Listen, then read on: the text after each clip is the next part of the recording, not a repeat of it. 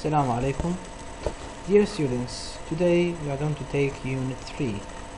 So Unit 3 on page 26, if you see this exercise to match a line in A with a line in B, or match lines in A and B, so matching بين الجملتين ذني الموجودة واحدة ب A وواحدة B. بس اكو اختلاف توضيح انه هنا النسخة اللي عندي يعني هنا نسخة السوفت كوبي مو بلس، مو النسخة اللي عندكم. النسخة اللي انا قلت لكم تشتروها اسمها نيو هيدواي بلس for upper intermediate students. بس هنا اختلاف بسيط في جملة رقم 3 هنا عندنا اللي عندكم مو كان هاي الجملة اللي his friends had bet him، اللي عندكم a friend had dared him.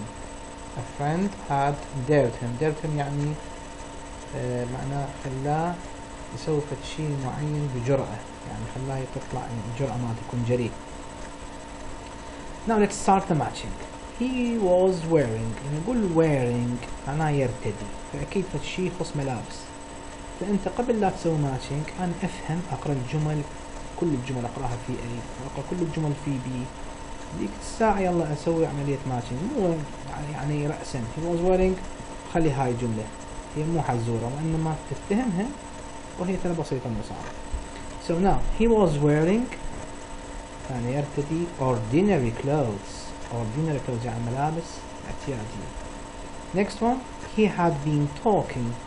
he had been كان يتكلم عن about doing it for ages. about doing it for ages نقول ages يعني معناه مدة طويلة، يعني كان يسوي هذا، كان يتكلم عن الشيء. he had been talking about doing، يتكلم عنه راح يسوي هذا الشيء doing it for ages لسنوات أو يعني تجي مدة طويلة.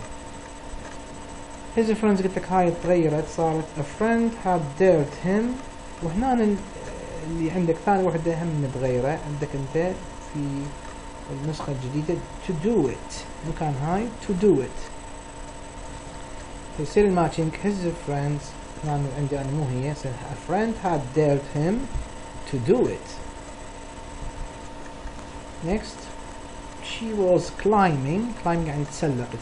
هنا تتكلم عن الجبال، فيتسلق الجبال with a partner.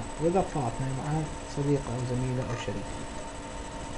they were rescued تم إنقاذهم the next night. تم إنقاذهم في الليلة اللاحقة.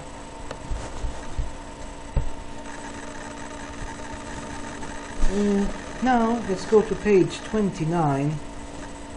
article about the book Pride and Prejudice.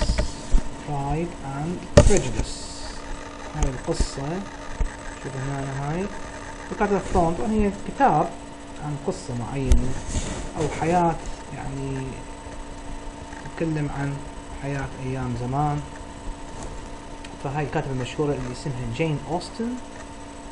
فهذا الكتاب اللي ألفته اسمه Pride and Prejudice. Pride يعني الكبرياء أو الفخر، Prejudice يعني التعصب أو الاجتراح. فبيك شوي بعض الكلمات يجوز ما مر عليك، فأنا راح أقراها والكلمات الغير دارجة راح أترجمها. Pride and Prejudice, the best loved and most famous of Jane Austen's novels. طبعا هي عندها هاي مؤلفات بس أفضل شيء يعني حبوه الناس من كتبها اللي هو Pride and Prejudice is as relevant today as it was 300 years ago. طبعا هنا تحكي عن أحداث صار لها 300 سنة.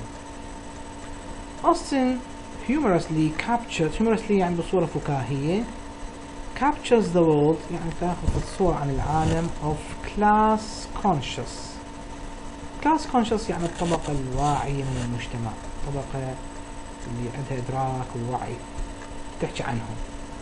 شو وقت 18th century English family life في الحياة أو في حياة العوائل الإنجليزية في القرن ال19. Her characters الشخصيات اللي كتبها are universal شاملة يعني تشمل كل الطبقات. They live a truth beyond time يعني يقول الشخصيات بكتابها كانت تعيش يعني حياة أيام زمان، يعني تصرفاتهم وأفعالهم هي مو بوقتنا هذا وإنما في وقت ذاك الوقت. Pride and Prejudice tells the story of Mr. and Mrs. Bennet's family of 5 daughters. خلاصة القصة أو الكتاب تكلم عن مستر يعني بنت وزوجته. طبعا هناك الزوجة ينادوها باسم الزوج، فهي عائلة تسمونها عائلة بنت، family of 5 daughters، عندهم 5 بنات including the clever but outspoken Lizzie. تتضمن بنتهم الشاطرة والصريحة، outspoken يعني الصريحة بالكلام، ليزي.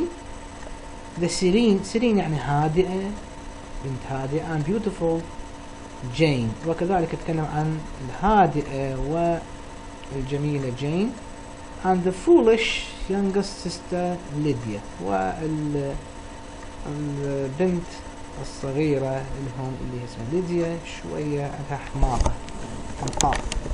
Mrs. Bennet's main aim كان هدفها الرئيسي in life is to find suitable and wealthy husbands for her daughters. كان هدف الأم أو Mrs. Bennet إنه تجد لبناتها أزواج أغنياء wealthy، يعني suitable مناسبين و wealthy، يعني هنا مناسبين وأغنياء. هذا كان همها الوحيد، main aim in life، هدفها الرئيسي في الحياة. However، بالرغم من ذلك the road to matrimonial happiness is not smooth. على الرغم من ذلك يقول طريق السعادة الزوجية، يعني هاي السعادة الزوجية هي ليست سهلة، not smooth. Austen shows the folly of judging people by first impressions, but as in all her novels. هنا طبعا نقول أوستن في أعمالها تبين شلون الناس تحكم منذ الانطباع الأول، judging people by first impressions. But as in all her novels، لكن في قصصها جميعا lessons are learned. شنو يعني نتعلم من قصصها؟ الدروس، يعني يكون فيها عبرة، درس. lessons are learned يعني يتم تعليم دروس من خلال قصصها. and the ending is a happy one. لا، نهاياتها تكون سعيدة يعني غالبا. the girls make good matches. دائما البنت يكون عندها ارتباط أو اختيار جيد، طبعا خصوص الزواج هنا. especially prejudiced Lizzie with proud Mr. Darcy. طبعا هنا خصوصا شلون انه prejudiced Lizzie اللي هي هاي المتعصبة ليزي مع الفخور أو ذاك الكبرياء مستر دارسي. جورج إليوت كولد. طبعا هنا أكو بعض الكاتبين أو النقاد يعلقون على كتاب مال جين أوستن اللي هي Pride and Prejudice. جورج إليوت called Jane Austen the greatest artist that has ever written. يعني هنا ناداها بأنه هي من أفضل الكتاب اللي كتبوا. سير والتر سكوت هذا ايش قال؟ wrote for her، كتب لها there is a truth in her writings that always delights me. هناك صدق أو حقيقة في كتاباتها اللي دائما تخليني سعيد. Now if you go to page 30 and 31 راح تلقي القصة كاملة، أو يعني توسع عن الكتاب اللي حكينا عنه اللي هو Pride and Prejudice للمؤلفة جين أوستن. طبعا معلق عليه one of the world's most downloaded authors، طبعا من أكثر الكتب اللي تم تحميلها يعني في الوقت الحديث. The latest film of Jane Austen's novel Pride and Prejudice grossed يعني جمع شيء على شيء هنقول over 100. طبعا جيت هاي 121 مليون و147 ألف 121,147,947 دولار، مبلغ يعني مو شوي. worldwide جمع من خلال هذا الفيلم هذا المبلغ عبر العالم. وأن البي بي سي، قناة البي بي سي البريطاني screened its latest adaptation. قناة البي بي سي screened يعني عرضت بالشاشة مالتهم، يعني التلفزيون هم its latest adaptation. لا adaptation يعني شوي تحوير بالقصة، فصار اكو تحوير بالقصة، فعرضت هو مسلسل عن هذا الكتاب أو هاي القصة of the same novel. It was watched by شوي قلنا صار بيها تحديث أو التحوير بالأحداث تم مشاهدتها by record 18 million British viewers. 18 مليون بريطاني من المشاهدين شافوا هذا المسلسل. The series المسلسل was then sold تم بيعه to 18 countries around the world. There are Jane Austen fans in all corners of the globe. نقول المعجبين في جين أوستن موجودين في كل زوايا الكرة الأرضية، في كل أنحاء الكرة الأرضية. And special Jane Austen discussion groups أكو مجاميع النقاش والنقد on the internet. Jane is today one of English literature's best known، واحدة من أفضل ما عرفه الأدب الإنجليزي، and best loved writers، وأفضل الكتاب المحبوبين. The third most downloaded author after Charles Dickens and Mark Twain. طبعا نقول ثالث أفضل كاتب تم يعني تحميل كتبهم وقراءة كتبهم بعد المؤلف المشهور جدا ما ننسى نهائيا تشارلز ديكنز and Mark Twain.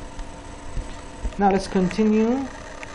طبعا هنا أكو قبل لا نبدي نقرأ القصة كاملة راح أسويها بالجزء الثاني من الفيديو. See you later.